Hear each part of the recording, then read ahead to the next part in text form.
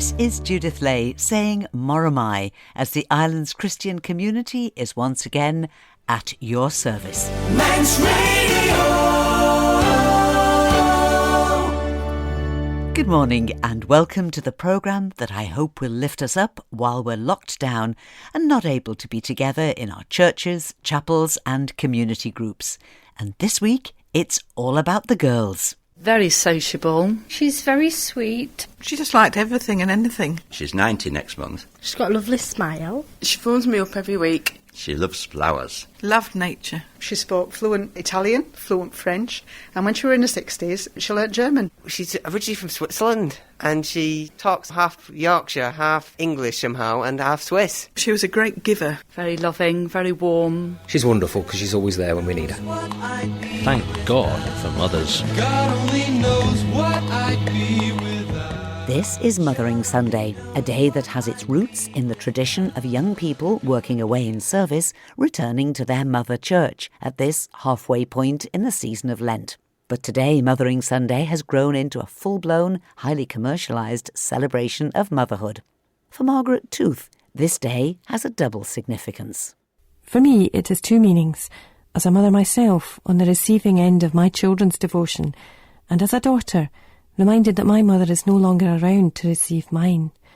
Recently, in a drawer, I found a little heart-shaped brooch with coloured stones round the edge and Mother inscribed across it. I remember buying it when I was about 7 or 8. I thought it was the most beautiful gift in the whole of Woolworths, and I remember how puzzled I was that my mother seemed reluctant to wear it. I wonder what the creator of the universe thinks of our offerings to him. Our language must be inadequate. Our art, our music, which we think heavenly, nowhere near it. But Jesus said, to enter the kingdom of heaven, be like little children, children who above all offer their love. In the end, the gift is less important than the love it represents. My mother didn't wear the brooch I gave her, but finding it all these years later reassured me that she accepted the love that came with it.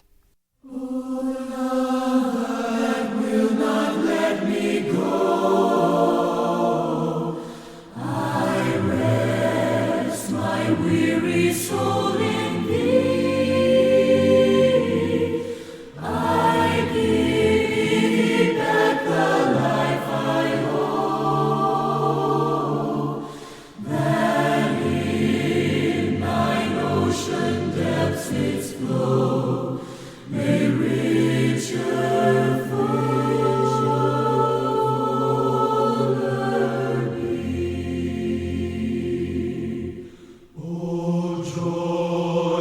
Seekest me through pain, I cannot close my heart to thee. I trace the rainbow through the rain and feel the promise is not vain that morn shall morn shall tearless be shall be. Oh, love that will not let me go, that deep within my heart I know thy love will never let me go.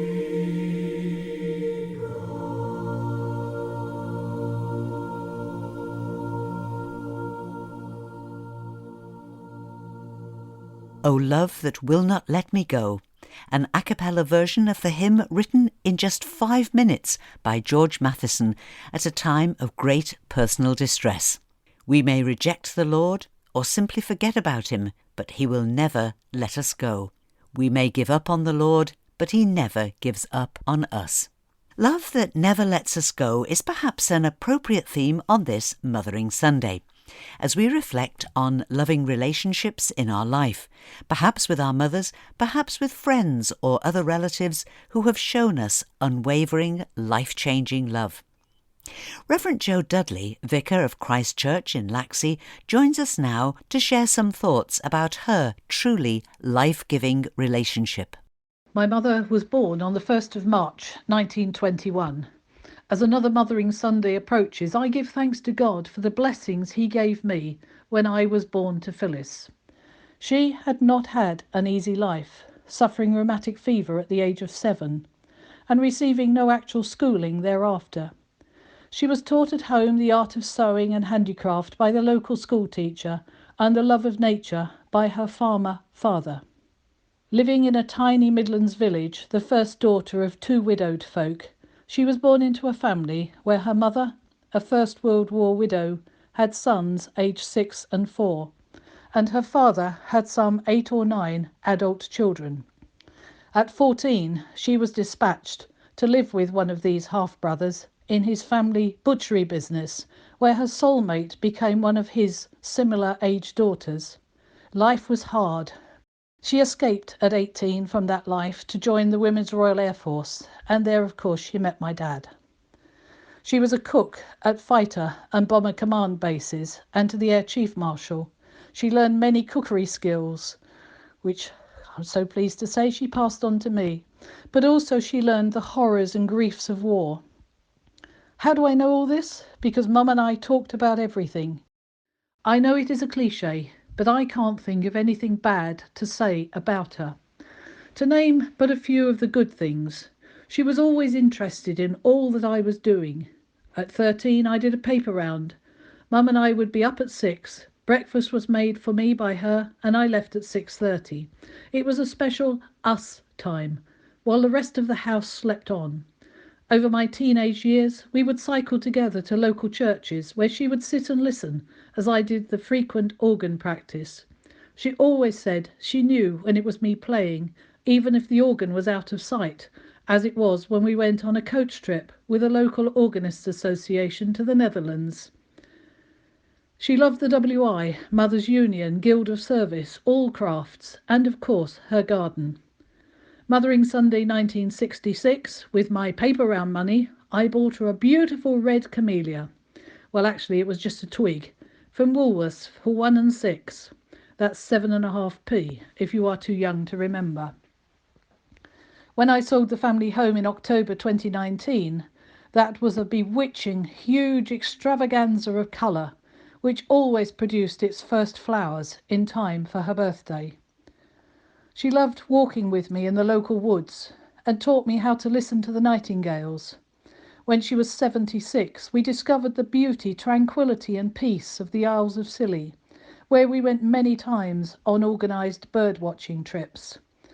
Many times we went to the WI College, Denman College. Mum would do courses as diverse as Indian cookery, to the Alexander technique, from the Harvest of the Sea, a cookery special, to garden design, always keen to learn new skills. She was my sponsor at my ordination, with the procession moving at her pace. In the churchyard at Great Braxted there grows a beautiful Judas tree near an old family grave, planted by Mum to mark my ordination.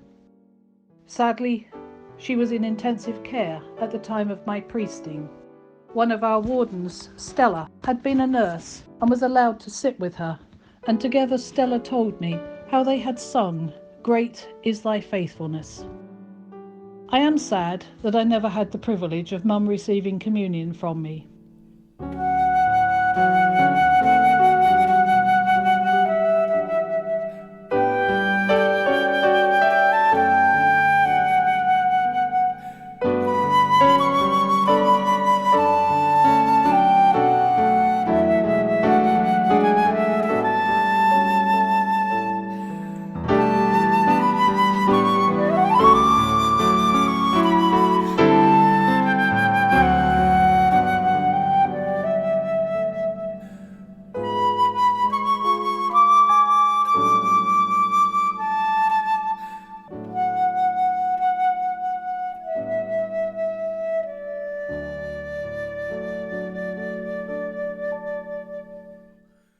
As we did things together over the years, Mum would always say, "You must have your own life, Joey. I won't always be here." I never really thought that through, and just enjoyed everything we did. For the first time in 90 years, Mothering Sunday 2008 fell on March the 1st. By then I was alone. I despaired of how to cope. I went with a friend, his daughter and 2 children to the Tower of London. It cost £75 to get in and close on £100 to eat. When I got home, I found our entry tickets and programme from when Dad and Mum took me in the 1950s. 2 and 6, £0.50, covered everything. We, of course, did take a picnic. How things have changed in that long life. To show my own vulnerability, the only time I could not bear to be in her company was when my friends brought to our home their babies, and as the years went by, their grandchildren, and my mother so beautifully nursed and caressed them. It made me wonder if I had let her down by not giving her a next generation. But Mum was perceptive. At every opportunity, she would declare how it annoyed her when her friends were taken for granted by their families with the expectation of childcare. Mum was loving, caring, and a wonderful role model of how to be, always there in times of joy and grief and everything in between. She guided me in what to like, do, and care about. I cannot thank her enough. We had a wonderful symbiotic relationship where I had the privilege of caring for her in her last few years, but only fully in the last 3 months. As she lay dying in St Helena Hospice in Colchester on the last Sunday of her life, I was due to take a Christmas service at Tiptree. We had chatted when we both woke. She looked at me and said, "You must go." She left me in December 2007. She would love the life I have now found. I wish I had thanked her more often for all that she did for me. We raised a glass in our Zoom prayer meeting on the 1st of March 2021, when incredibly she would have been 100 years old. Great is thy faithfulness, O God my Father. There is no shadow of turning with thee. Thou changest not, thy compassions, they fail not. As thou hast been, thou forever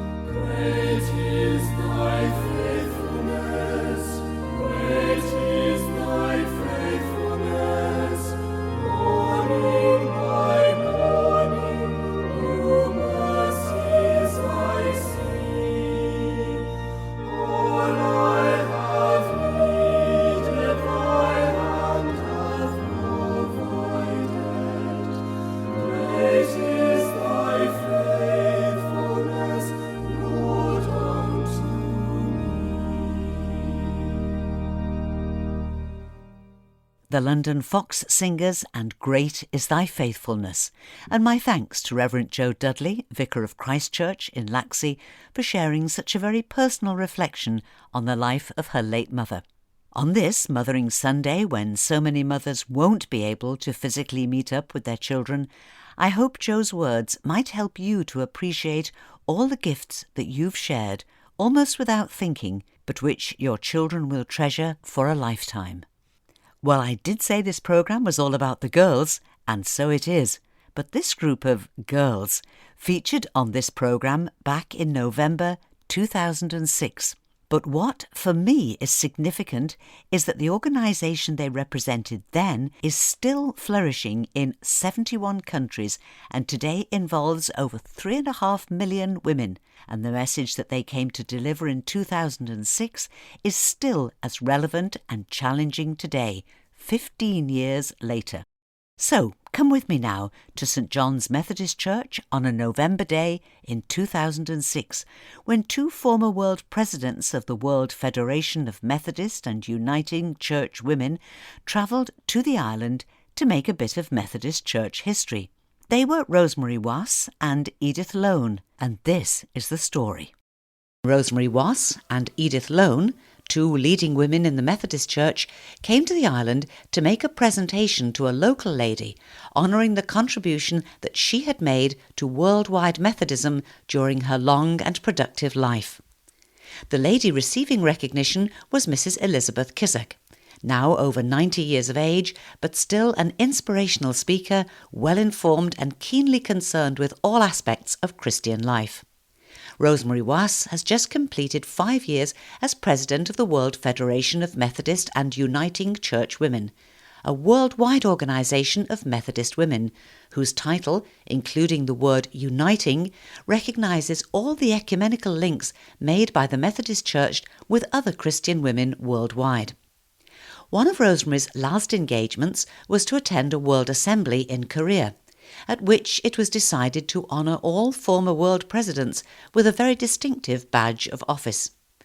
This is a silver chain and pendant bearing the logo of the World Federation, the Tree of Life, as referred to in the book of Revelation.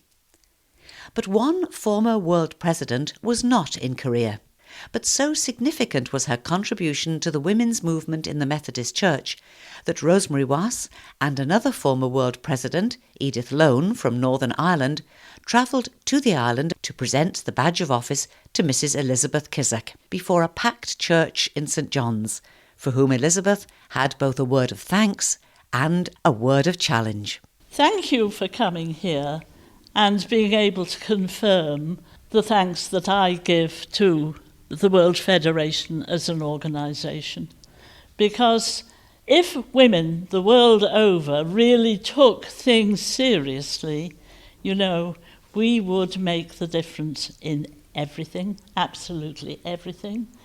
Peace or war, food or famine, education or illiteracy. It is the mother's care and responsibility. So I leave that as a thought in your minds. When you hear of the World Federation, or if you're asked to support it, please do so. Look at us. Some challenging words from former president of the World Federation of Methodist and Uniting Church Women, Mrs. Elizabeth Kissack, and many people still remember Mrs. Kissack's late husband, the Reverend Rex Kissack, a former chairman of the Liverpool district of the Methodist Church and another inspirational churchman. Another former president of the World Federation, Irishwoman Mrs. Edith Lone, drew the afternoon to a close with this message. Well, thank you very much for giving me the opportunity to be here to help in honouring Elizabeth this way. During the 60s, the early 60s, we as a family were living in Northern Ireland, and I had been asked to become involved with Business and Professional Women's Organisation. Many of you may know it, many of you may also be members of it. And I was thinking about it, and I remember walking down the main street of the provincial town where we lived and thinking about my commitment. What was I doing with my life? I was bringing up my children, I was supporting my husband, and I was beginning to move into my own career. in that order. And it suddenly came to me, we cannot simply serve God within the church, within the four walls. We have got to be out there where people are. And we've got to witness, however that is.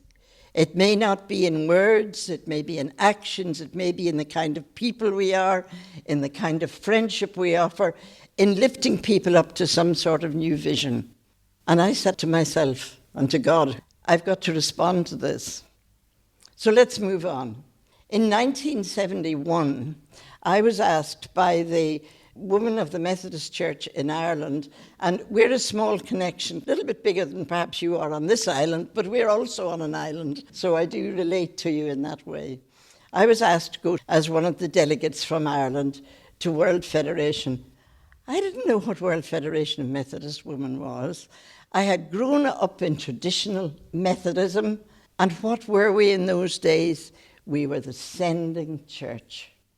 We sent our people. We gave our gifts, we sent our prayers and our support. But at that time, we knew very little about receiving anything back. The opportunities were not there for travel and for mixing, and only those who went to serve really knew what it was like to work amongst people in other countries. And I went to Denver, and I had my eyes opened, and I met these women from so many different countries in Africa, in Asia, even a few from Latin America. I knew nothing about North America at that time. And these were women like me, women with the same joy, the same pain, many of the same problems, and they had struggled far harder than I had to get themselves to this assembly. And I came home with a new vision of God's world and of what we were called to do.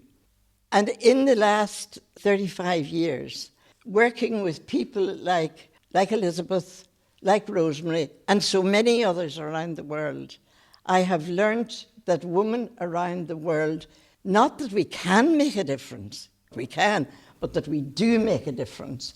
We make a difference by being ourselves. We make a difference by being the very best people that we can be in our churches, in our families, in our communities. There are so many, many ways in which we can serve. And as we've been talking over the last 24 hours and remembering so much that we did together, we remember some of the women, not many of them Methodist, but the women who have risen to leadership heights. And they have done it with the support of the women of their country, with the support of their families and of the men who supported them. I have worked not only with the church, I've worked in community with our National Women's Council in Ireland. And at a society level, we were trying to do the same thing that we are doing within the church. We are trying to give women the opportunities to be the best that they possibly can. And it's very interesting, that over the years we have had many different themes for our World Assembly. And this last one was the theme of women making a difference. When I was World President, our theme was, "Come, Holy Spirit, weave us together." Now, there is a link between those two, and I'm not going to stand here and preach you a sermon about it. You can work it out for yourselves. Because God does call us to work together.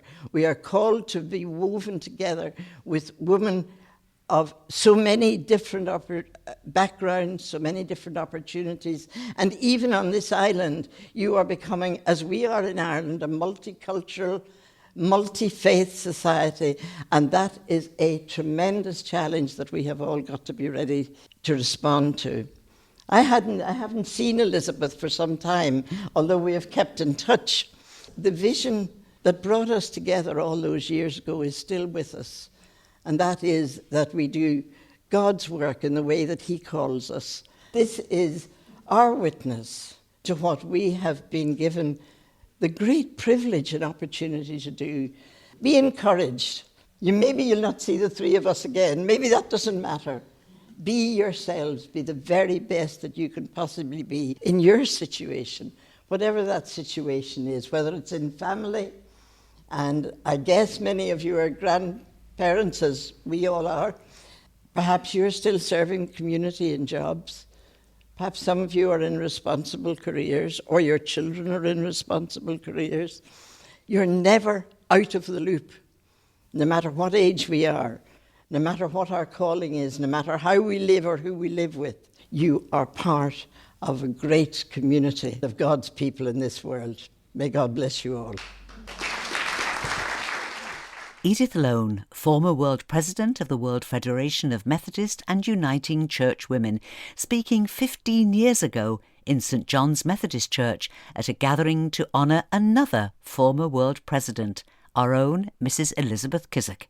And that organisation is still flourishing today, working in 71 countries. It's a support group for women acting as a catalyst in their faith and actions, promoting the interests of women in all areas of life, in spiritual growth, equality, development and peace, working towards the recognition of the equal status of women, encouraging and actively promoting leadership training for women, being a voice for Methodist, United and Uniting Church Women. They've got a website if you'd like to know more. If you search for World Federation of Methodist Women, you'll find the link easily.